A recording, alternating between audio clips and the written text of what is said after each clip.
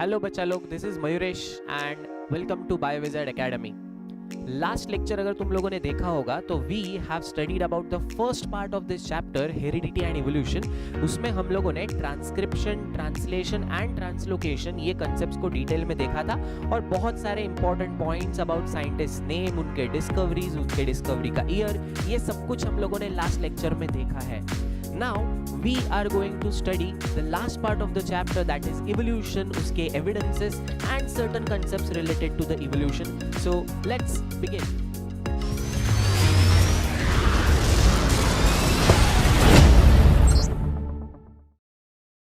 Evolution की अगर हम लोग बात करते हैं तो we have to consider evolution of earth as well. Earth किस तरह से इवॉल्व हुआ और धीरे धीरे धीरे अर्थ पे लाइफ किस तरह से आने लगा, ये सब कुछ हमें कंसीडर करना पड़ेगा। Without going into much details, MCQs के हिसाब से सीईटी के लिए जो जो इंपॉर्टेंट कंसेप्ट्स है वही कंसेप्ट अभी हम लोग से फटाफट रिवाइज करने वाले हैं, so that it becomes easy for you guys to study and understand. Okay, तो let us dive into the concept of evolution. Theory of evolution, worldwide accepted theory of evolution states that earth पे सबसे पहले जो भी inorganic materials present थे, for example carbon, hydrogen, oxygen, nitrogen, phosphorus, sulphur, ये अलग अलग type के inorganic substances atmosphere and soil में प्रेजेंट थे। एंड बिलीव मी गाइस, इतने सारे अजीबोगरीब रिएक्शंस उस टाइम पे अर्थ पे हो रहे थे। हम लोग बात कर रहे हैं बिलियन ऑफ ईयर्स एगो की, बहुत सालों पहले इतने अजीबोगरीब रिएक्शंस होते थे।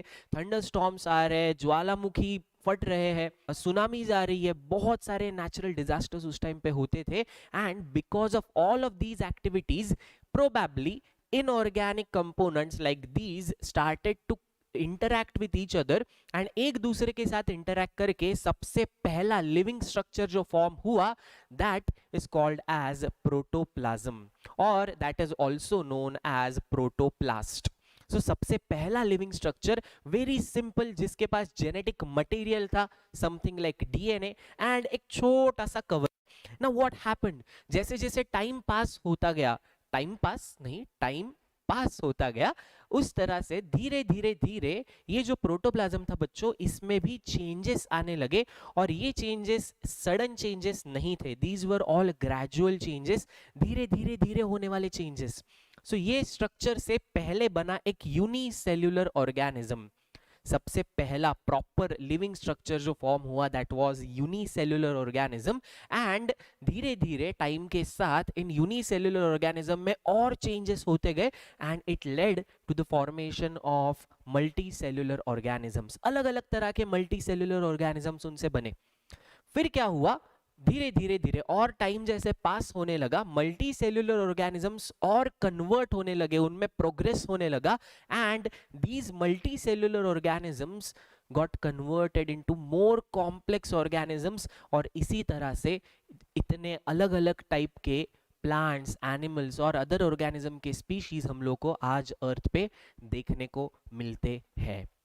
तो ये जो थियरी है, प्रोटोप्लाज्म से धीरे धीरे धीरे धीरे धीरे करोड़ों सालों के बाद जो इतना डाइवर्सिटी अर्थ पे आया है, ये थियरी को प्रूव तो करना पड़ेगा ना। कोई आएगा और ऐसे बोल के चला जाएगा तो nobody will accept. So there are certain evidences to prove this theory. ये जो मैंने अभी बताया concept, that was the theory of evolution, और इसको प्रूव करने के लिए कौन से एविडेंसेस है, let us look at all these evidences. सबसे पहला एविडेंस जो तुम लोगों को दिया है बुक में बच्चों, वो है मॉर्फोलॉजिकल एविडेंस। मॉर्फोलॉजी का मतलब होता है स्टडी ऑफ एक्सटर्नल फीचर्स और स्टडी ऑफ फिजिकल कैरेक्टर्स। अलग अलग प्लांट्स, अलग अलग एनिमल्स को अगर तुम लोग देखोगे, एग्जाम्पल जो तुम्हारे बुक में दिया है, 3 अलग अलग प्लांट्स के पिक्चर्स है और 3 अलग अलग एनिमल्स के पिक्चर्स है। If you look at those pictures, plants में तुम्हें बहुत सारी सिमिलैरिटीज दिखेंगी और तीनों एनिमल्स में भी बहुत सारी सिमिलैरिटीज दिखेंगी। वो तीनों एनिमल्स अलग अलग कैटेगरी के हैं बट फिर भी दे show lot of similarities.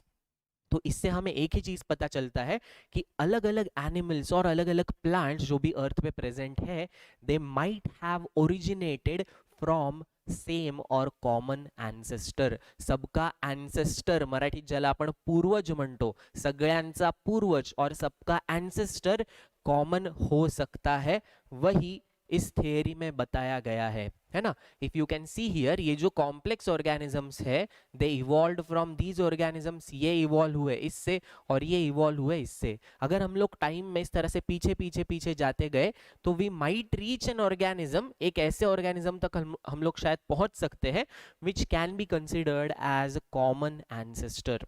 Okay और ये हमारे थियरी को, इवोल्यूशन के थियरी को प्रूव करता है। सेकंड एविडेंस जो तुम लोग को दिया है बच्चों, that is anatomical evidence. Anatomy is study of internal structures like bones का अरेंजमेंट, जॉइंट्स का अरेंजमेंट कैसा है।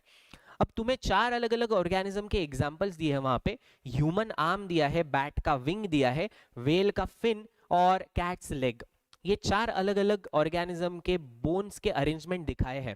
Now if you look here, हमारे हाथ में इधर एक बोन होता है, यहाँ पे 2 छोटे बोन्स प्रेजेंट होते हैं। तुम्हारे रिस्ट में there are 8 small bones, or you can call them as cluster of bones. Then you have 5 bones which lead to 5 fingers. तुम्हारे फिंगर्स में छोटे छोटे छोटे 14 बोन्स है, फिंगर के बोन्स। सेम अरेंजमेंट तुम लोगों को बाकी एनिमल में ही दिखेगा। Same arrangement as in 1 bone, 2 bones, multiple bones and finger bones. If you look at the picture, you will understand this concept immediately. 1 bone, 2 bones, multiple bones and finger bones. ये arrangement, joint का structure चारों animals में same है। वैसे वो एक दूसरे से रिलेटेड नहीं है ना। कैट, बैट, वेल, ह्यूमन एक दूसरे से रिलेटेड नहीं है, बट फिर भी उनके बोन का अरेंजमेंट एंड जॉइंट्स का स्ट्रक्चर सिमिलर है। ये क्या सजेस्ट करता है, that these organisms must have evolved from some common ancestor. So ये भी प्रूव करता है हमारे थियरी ऑफ इवोल्यूशन को। थर्ड एविडेंस जो यहाँ पे मेंशन किया है, that is vestigial organ. Vestigial organ मतलब some organs which are present but non-functional, because during the course of evolution these organs might have lost their function. उनका function चला गया। बेस्ट एग्जाम्पल हमारा अपेंडिक्स, हमारा ear pinna, external ear. Cats and dogs you might have seen, कहीं से भी अगर आवाज आई तो डॉग्स क्या करते हैं, उनके 2 कान ऐसे अगर बंद है तो एक कान उठा के इधर उधर देख सकते हैं, मतलब सुन सकते हैं। कैन वी लिसन, ऐसा एक कान इधर उधर करके हम लोग सुन सकते हैं? No, we can't, because we cannot move our external ear, but other animals can. So probably during the course of evolution we might have lost its function. ऐसा हो सकता है कि ह्यूमंस के आगे आने वाले जनरेशन में ये ईयर पिन्ना हो ही ना।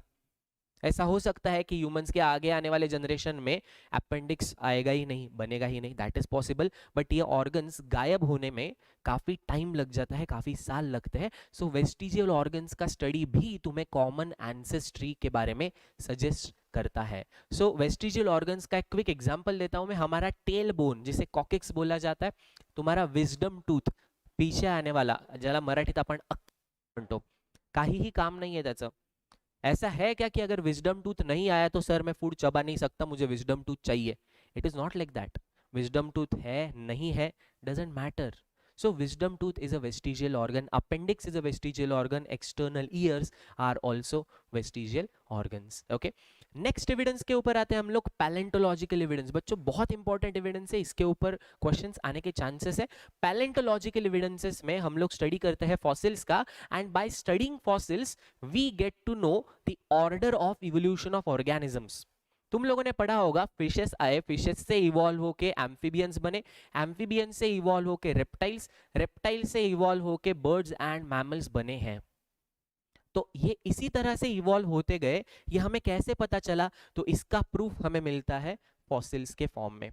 So when we study fossils, we get to know किसके बाद कौन सा ऑर्गेनिज्म इवॉल्व हुआ है। Now there might be question in your mind कि सर कैसे? तो उसके लिए there is a technique called as carbon dating, and with the help of this technique we can identify the approximate age of fossils. तो उसके लिए 2 important चीजें तुम्हें याद रखनी है। हमारे बॉडी में या हर एक लिविंग ऑर्गेनिज्म के बॉडी में 2 टाइप के कार्बन आइटम्स प्रेजेंट होते हैं, एक C12 which is normal carbon and C14 which is radio active carbon. तो जो भी फॉसिल मिलता है ना बच्चों, उन फॉसिल्स में से C14 एंड C12 का रेशो निकाला जाता है। ओके, उनके अंदर, फॉसिल के अंदर कितना C14 कितना C12 है उसका रेशो लिया जाता है फर्स्ट, एंड सेकंड जो भी C14 प्रेजेंट है उसका रेडियो एक्टिविटी कितना है ये एनालाइज किया जाता है। And after studying these 2 points scientist can determine approximate age of fossils. कैसे, ये डिटेल में हम लोगों को नहीं पढ़ना है, सिर्फ इतना ही याद रखना है। ओके, कार्बन डेटिंग से रिलेटेड जो भी इंफॉर्मेशन पब्लिश किया जाता है वो एक स्पेसिफिक जर्नल में पब्लिश होता है। एक एमसीक्यू इसके ऊपर आने के चांसेस है, and the name of journal is radio carbon. Okay, radio carbon नाम के जर्नल में ये पब्लिश किए जाते हैं डेटिंग, कार्बन डेटिंग से रिलेटेड सारे details. Next is connecting link. अगला एविडेंस हमारा कनेक्टिंग लिंक है। कनेक्टिंग लिंक में ऐसे एनिमल्स है जो दो अलग अलग ग्रुप्स के कैरेक्टर शो करते हैं। फॉर एग्जाम्पल प्लैटिपस, तुम लोगों ने कार्टून्स में सुना होगा platypus Perry, Phineas and Ferb नाम का बहुत पॉपुलर कार्टून है जिसमें ये प्लैटिपस एनिमल उन्होंने यूज किया है। And this platypus is an amazing animal because ये रेप्टाइल्स और मैमल्स दोनों के कैरेक्टर शो करता है। मैमल्स का स्पेसिफिक कैरेक्टर होता है presence of mammary gland and body के ऊपर हेयर, बॉडी के ऊपर बाल। तो ये प्लैटिपस को मैमरी ग्लैंड्स है और इसको बॉडी के ऊपर बाल भी है, बट मैमल्स अंडे नहीं देते, ये प्लैटिपस महाशय अंडे देते। अंडे देना is characteristic of reptiles. So during the course of evolution ऐसा पॉसिबल है कि रेप्टाइल से कुछ प्लैटिपस की तरह एनिमल्स बने जिसमें मैमल्स के थोड़े से कैरेक्टर्स आए, उनमें इवोल्यूशन हुआ और फिर प्रॉपर मैमल के एनिमल्स, मैमल ग्रुप के एनिमल्स डेवलप हुए। So that is why we call platypus as connecting link between reptiles and mammals, क्योंकि वो इन दोनों ग्रुप्स के कैरेक्टर शो करता है। नेक्स्ट कनेक्टिंग लिंक बच्चों जो यहाँ पे दिया हुआ है दैट पेरीपैटस। जैसे प्लैटिपस रेप्टाइल और मैमल के कैरेक्टर शो करता है, वैसे पेरीपैटस एनेलिडा एंड आर्थ्रोपोडा के कैरेक्टर शो करता है। And third connecting link is lung fish which shows characteristics of both fishes and amphibians. अब नाम दिख रहा है यहाँ पे हमें lung fish. Okay, so it is actually a fish but instead of gills ये लंग्स से ब्रीथ करता है, तो इसे ब्रीथ करने के लिए पानी के ऊपर आना पड़ता है and then it goes inside the water. Okay, lungs का प्रेजेंस ये एम्फिबियंस का कैरेक्टर है और फिश की तरह दिखता है, पानी के अंदर रहता है, ये फिश का कैरेक्टर है। सो इसीलिए लंग फिश को हम लोग बोलते हैं connecting link. Okay, so last evidence जो हमारे थियरी को प्रूव करता है इवोल्यूशन के is embryological evidence. Embryology is बच्चों स्टडी ऑफ एम्ब्रियोज। अलग अलग ऑर्गेनिजम्स के अगर तुम लोग एम्ब्रियोज का डेवलपमेंट देखोगे, तुम्हारे टेक्स्ट बुक में ये पिक्चर दिया हुआ है बहुत अच्छे से, उसमें they have shown fish, salamander, tortoise, pig, chicken, cow, rabbit and man, ये अलग अलग ग्रुप से बिलोंग करने वाले एनिमल्स के एम्ब्रियो का development. Now if you look at the picture, first stage जो होता है एम्ब्रियो के डेवलपमेंट का, it is very very similar. First stage में इतना सिमिलैरिटी है कि यू कैनॉट इवन टेल कि वो कौन से एनिमल का, कौन से ऑर्गेनिज्म का एम्ब्रियो है। बट आगे आने वाले स्टेजेस में डिफरेंसेस आते हैं, no doubt, but still first stage में इतने सारे सिमिलैरिटीज होने की वजह से हम लोग ये जरूर बोल सकते हैं that all these animals must have evolved from a common ancestor, इसीलिए उनका एम्ब्रियो का डेवलपमेंट सेम है। तो ये सारे के सारे एविडेंसेस जो हम लोगों ने देखे बच्चों, ये सारे एविडेंसेस एक ही डायरेक्शन में पॉइंट करते हैं and that is nothing but common ancestry. Okay, last point है कि यहाँ पे देखते हैं हम लोग, विलार्ड लिबी नाम का एक साइंटिस्ट था, कार्बन डेटिंग से रिलेटेड ये कंसेप्ट है, एमसीक्यू आने का चांस इसके ऊपर बहुत ज्यादा है, इसीलिए मैंने मेंशन किया है। Willard Libby was awarded with the Nobel prize in 1960 for the discovery of technique carbon dating. Okay, ये डिस्कवरी के लिए इनको नोबेल प्राइज मिला था और ये एमसीक्यू के फॉर्म में आने के चांसेस है। Next concept that you have is Darwin's theory, Darwin uncle का थियरी इवोल्यूशन से related.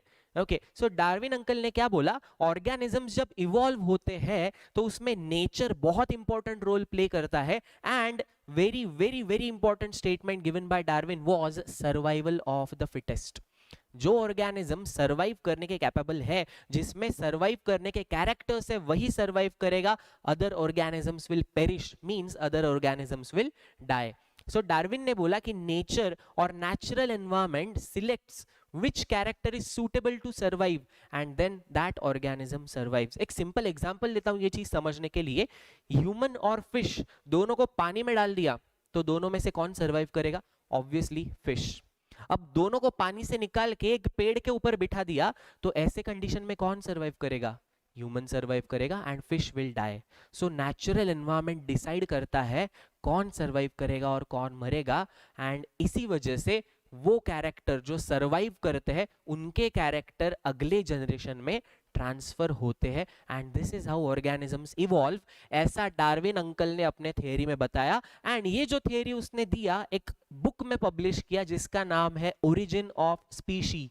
One important point for MCQ, origin of species नाम के बुक में डार्विन ने ये अपना थियरी पूरा मेंशन किया था, बट कुछ साइंटिस्ट लोगों ने इसके ऊपर ऑब्जेक्शंस लिए, एंड तीन बहुत कॉमन जो ऑब्जेक्शंस थे वो तुम लोगों को दिए हुए, सो let us look at those objections. सबसे पहला ऑब्जेक्शन ये है कि डार्विन ने जो बोला नेचुरल सिलेक्शन यानी कि नेचर की वजह से ही इवोल्यूशन होता है, तो ऐसा नहीं है। डार्विन ने बोला था सिर्फ नेचर की वजह से इवोल्यूशन होता है, विच इज रॉन्ग।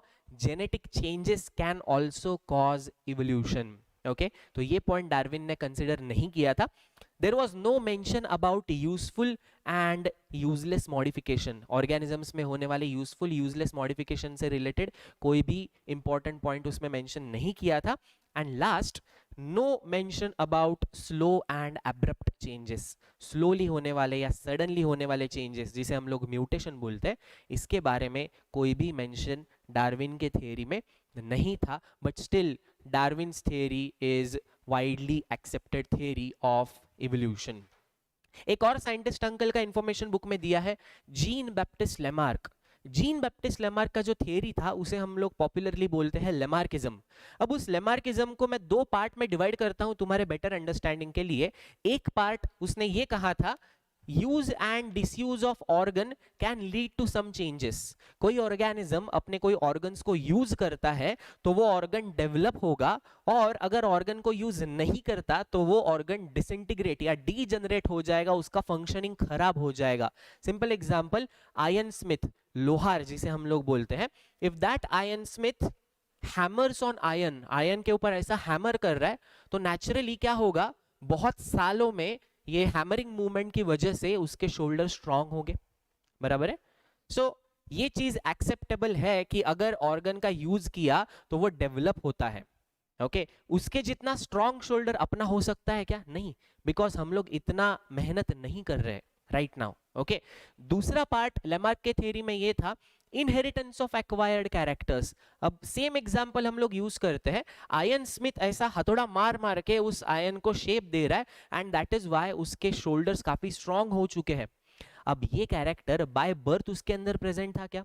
नो, उसने जैसे काम करना स्टार्ट किया वैसे उसके शोल्डर डेवलप हुए।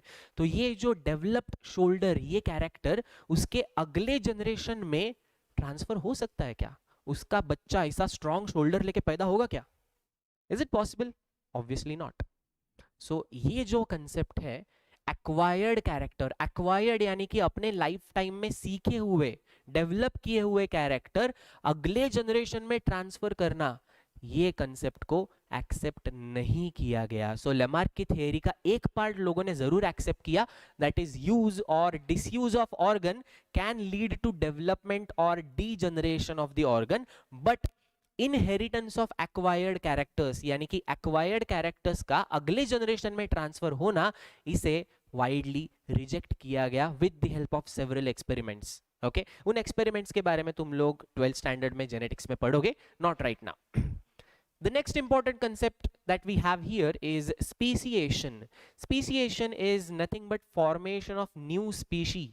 अब बहुत सारे लोगों के दिमाग में क्वेश्चन आता है कि सर स्पीशी क्या है? तो species is a group of organisms which can interbreed. Interbreed का मतलब है जो एक दूसरे के साथ रिप्रोड्यूस कर सकते हैं and can produce fertile offspring. Fertile मतलब जो बाद में रिप्रोड्यूस कर सकता है, ऐसा ऑफस्प्रिंग यानी कि ऐसा बच्चा उन्हें होता है। सो दो ऑर्गेनिज्म जो नेचुरली रिप्रोड्यूस कर सकते हैं उनको हम कंसिडर करते हैं एक स्पीशी में। फॉर एग्जांपल, दुनिया का कोई भी ह्यूमन कंसिडर करो, चाहे इंडियन हो, चाहे पाकिस्तानी हो, चाहे श्रीलंकन हो, चाहे अमेरिकन हो, ऑस्ट्रेलियन हो, इंग्लैंड से हो, रशिया से हो, कहीं से भी हो, all humans belong to same species. अब एक एग्जांपल शायद तुम्हें फनी लगेगा, but monkeys and humans do not reproduce. बराबर है। मंकीज, चाहे इंडिया के मंकीज हो, चाहे ऑस्ट्रेलिया के मंकीज हो, और कोई भी ह्यूमन रिप्रोड्यूस नहीं करता एक साथ, because we belong to two different species, हमारे स्पीशी अलग अलग है। ओके, सो ऑर्गेनिजम्स को अगर जोग्राफिकली सेपरेट कर दिया गया, उनके जोग्राफिकल लोकेशन को अलग अलग कर दिया गया, तो दो ग्रुप जो बनेंगे ऑर्गेनिजम्स के, उन दोनों ग्रुप का थोड़ा अलग तरह से डेवलपमेंट होगा, and you will see different characters in those groups. So these different characters create genetic variations.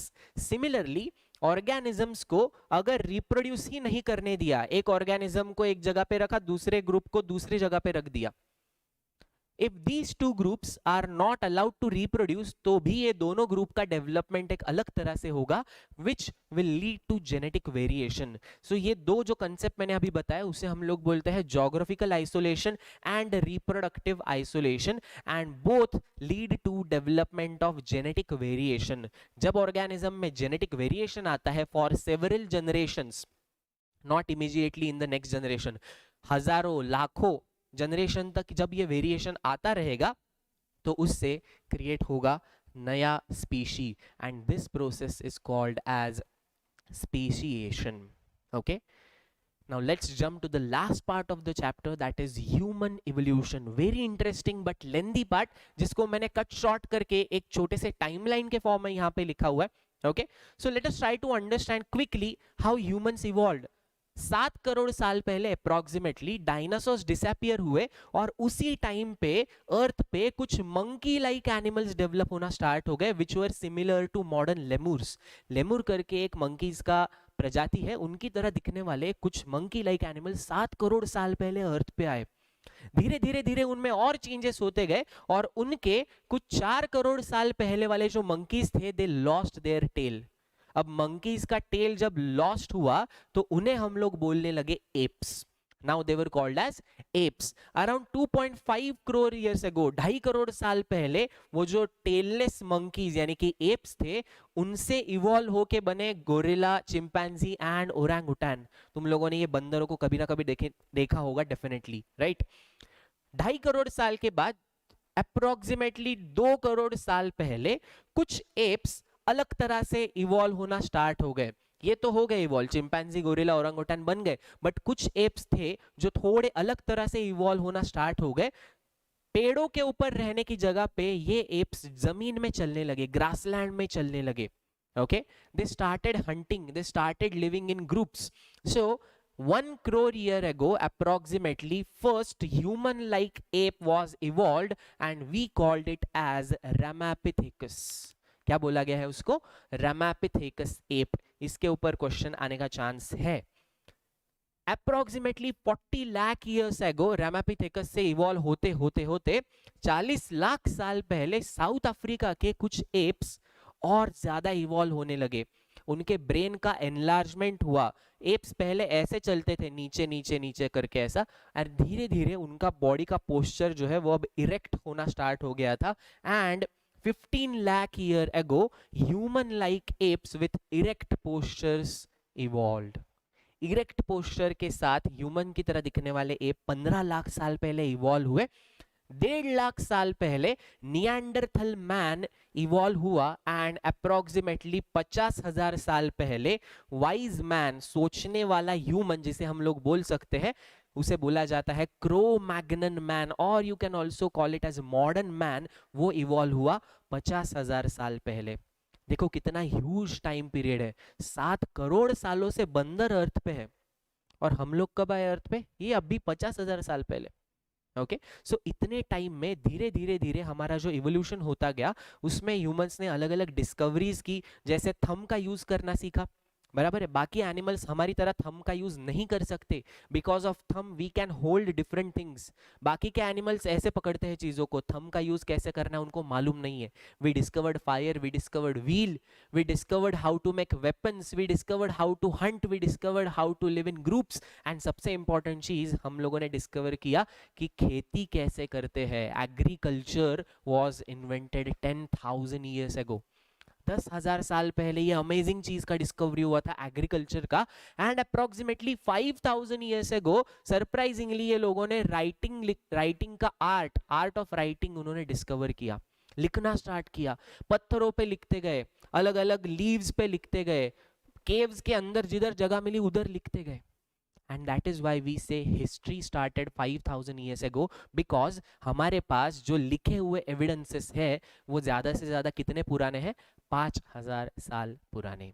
So we say history started 5,000 years ago, and modern sciences like physics, chemistry, biology, physical chemistry, biochemistry, ये अभी सब branches है उनके, but main जो modern sciences थे physics, chemistry, biology, they evolved 400 years ago, and approximately 200 साल पहले industrial societies establish होना start हुआ। और उसके बाद तो इतना खतरनाक fast development हुआ है humans का कि हम लोग सोच भी नहीं सकते। and we are still trying to find out how did we evolve. इतना हमारा ब्रेन इवॉल्व हो चुका है, बट फिर भी एग्जैक्ट प्रूफ हमें नहीं मिला है। ये सब जो हम लोग देख रहे थे, these are all theories with certain proofs, obviously with certain evidences, okay? So ये जो स्लाइड्स में तुम लोग को पीछे दिख रहे थे वो काफ़ी इंपॉर्टेंट पॉइंट्स है सारे MCQs के हिसाब से। लास्ट लेक्चर में जो मैंने पीछे लिखा हुआ था और अभी के लेक्चर में जो लिखा हुआ है, दोनों फाइल्स मैं डिस्क्रिप्शन में उनका लिंक दे रहा हूँ। दोनों फाइल्स तुम लोग डाउनलोड कर सकते हो, तुम्हारे रेफरेंस के लिए उसमें से पढ़ सकते हो। And that's it for this chapter guys. अब हम लोग मिलेंगे अगले चैप्टर में। Till then bye bye, take care and have a good day.